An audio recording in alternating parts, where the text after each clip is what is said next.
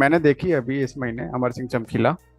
और जैसा कि सबको पता ही है, उसके जो डायरेक्टर हैं इम्तियाज अली, और स्टार कास्ट सबको मालूम है, दिलजीत दोसांझ था और लीड में थी परिणीति चोपड़ा। और मतलब जो है, काफ़ी पॉपुलर सिंगर रहे हैं पंजाब के अमर सिंह चमकीला, उनकी लाइफ पे बेस्ड है। और ऑलमोस्ट इसको ऑटोबायोग्राफी में भी डाल सकते हैं और डॉक्यूमेंट्री में, क्योंकि उसने बीच बीच में जो फुटेज यूज करी है, वो उसके जो रियल जो फुटेज थी चमकीला की, वो बीच बीच में यूज करी है काफ़ी जगह। और मूवी का जो इम्पोर्टेंट जो मतलब मेरे मुझे जो सबसे बढ़िया लगा, वो तो म्यूजिक तो है ही, क्योंकि एक करेक्टर ही ऐसा जो म्यूजिक से रिलेटेड करता है। तो हम्म। उसका ही स्टोरी है, तो म्यूजिक तो ऑब्वियस है कि होना ही है उसमें। तो म्यूजिक जो है, उसके जो ओरिजिनल सॉन्ग थे वो पंजाबी में रखे। एक स्टोरी इंडिया की है लेकिन मूवी पूरी इंग्लिश में चल रही है। तो ये हम्म। वैसा है कि स्टोरी पंजाब की है, मतलब जो उसका रूट है वो पंजाबी है, लेकिन जो स्टोरी बनाई है वो बनाई है हिंदी में। तो जो हिंदी वाले जो गाने हैं जो मूवी को मतलब प्रोसेस करते हैं, वो बहुत अच्छे हैं। सब ऑलमोस्ट सबने सुने ही होंगे सारे गाने।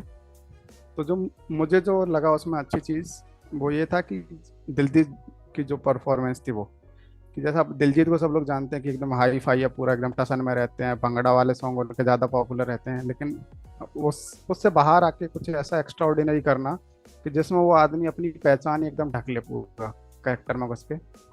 तो वो मुझे काफ़ी अच्छा लगा उस मूवी के बारे में। और परिणीति चोपड़ा का बोल सकते हैं कि उसने तो मतलब उससे मतलब जैसे होता है ना, एक्सपेक्टेड नहीं होता बाकी तो, अब वो उससे ज़्यादा एक्सपेक्टेड नहीं था, लेकिन जो उसने बंदी ने बहुत अच्छी एक्टिंग करी है। और उसने अपनी आवाज़ भी मतलब गानों में, गाने हैं जो उसने खुद की आवाज़ में गाए हैं, वो भी काफ़ी अच्छे से उसने किया है।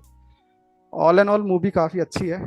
सिनेमा लवर्स के लिए तो एकदम अच्छी है, कुछ तो यूनिक देखने को मिलेगा, क्योंकि इससे पहले और जो लोगों को हार्डकोर पंजाबी समझ में नहीं आती है, उनके लिए उन्होंने जो क्लिस्ट वर्ड है, मतलब जो हार्ड थोड़ा टफ है वॉक है, वो उसके लिए उन्होंने सबटाइटल्स रखे हैं। तो वो जो गा उसका जो म्यूजिक है ना, वही आपको अलग दुनिया में लेके जाएगा। कि आप मतलब ए आर रहमान का म्यूजिक है तो ऑब्वियस है कि एक्सपेक्टेड है ही कि अच्छा है। पर दो चार गाने ऐसे होंगे जो आपको पहली बार में लगेगा यार क्या क्रिंज सा गाना बना दिया, लेकिन अब फिर वो लूप में चले गए। जैसे उसका एक गाना है वो तू क्या जाने करके, तू क्या जाने मेरे यार, तो वो मुझे शुरू में ऐसा लगा था कि क्या यार ये ऐसे चलता फिरता वो बना दिया मेलेडी सॉन्ग। फिर वो अभी क्या, वो जो जो लूप में बजता है ना, बहुत मजे आते हैं। इसका जो सिनेमाटोग्राफर है वो ऐसे अनुराग कश्यप का एकदम नहीं होता एकदम कि ये मेरा कोर बंदा है। तो मैंने मतलब थोड़ा देखा उसके बारे में, तो सेक्रेड गेम्स जो है उसके भी सिनेमाटोग्राफर यही हैं। और अभी जो रिलीज होनी है बाकी रहे, वो कैनेडी करके एक मूवी आ रही है अनुराग कनेडी, कश्यप की, हाँ। वो है, हम्म। उसके भी उसमें भी यही है सिनेमाटोग्राफर। सिद्धार्थ भाई आप तब तक कंटिन्यू कीजिए। ठीक है। काफी पॉइंट्स, मतलब काफी पॉइंट्स जो हैं राजवीर ने कवर कर दिए हैं, और अच्छे अच्छे पॉइंट्स ही हैं। तो इनके बेसिस पे जैसे स्टार्टिंग में उसी से करता हूँ कि सिनेमाटोग्राफी सिनेमाटोग्राफी काफ़ी यूनिक है ना। जो लाइट्स का इस्तेमाल किया गया है और जो सेट के साथ जो उसको कोऑर्डिनेट किया गया है, कि जैसे जैसे एक सीन है, वो एक छोटे से रूम में जाता है, उसके शायद चाचा जी होते हैं, उनको वो पैसे निकाल के देता है, उसमें जो लाइट पड़ रही होती है, बहुत मतलब काफ़ी ब्यूटीफुल सीन लगा हुआ है मुझे। जो इम्तियाज का डायलॉग राइटिंग स्टाइल है वो, क्योंकि वो पहले शायद नुक्कड़ नाटक काफ़ी कराता था अपने कॉलेज में, तो थिएट्रिकल लगता है वो, ऐसा लगता है कि वन लाइनर्स आ रहे हैं, मतलब पंच लाइन्स टाइप के डायलॉग होते हैं। पर्सनली मुझे इतने पसंद नहीं है वो मूवी के अंदर, तो थोड़ा सा मेरे लिए वो इरिटेटिंग सा हो जाता है, तो इस वजह से शायद मेरा मूवी में वो बंधा भी नहीं। थोड़ा रियलिज्म से डिटैच होने लगती है मूवी मेरे लिए, जब डायलॉग ऐसे आते हैं तो। और एक राजवीर की बात थी परिणीति की एक्टिंग वाली, तो उससे मैं थोड़ा डिसएग्री करूंगा कि मान सकते हैं कि उसने शायद उसकी बेस्ट परफॉर्मेंस हो, पर दिलजीत के सामने नहीं वो सूट कर रहा था, क्योंकि एक तो वो नेचुरल सिंगर है दिलजीत भाई अपना, है ना। तो उसने तो उस रोल को पूरा अपने अंदर एब्जॉर्ब कर लिया था। अब परिणीति का क्या है कि जब आप जो जो जैसे जो रियल क्लिप्स हैं उससे कंपेयर करोगे तो बहुत ही ऑकवर्ड सा लग रहा है साथ में जब खड़ी होती है। जैसे जैसे उसके जो बिना बिना डायलॉग्स वाले सीन है, जब वो कुछ नहीं बोल रही है, तो बहुत ही ब्लैंक सा फेस हो जाता है उसका, कुछ एक्सप्रेशन नहीं आता है ना।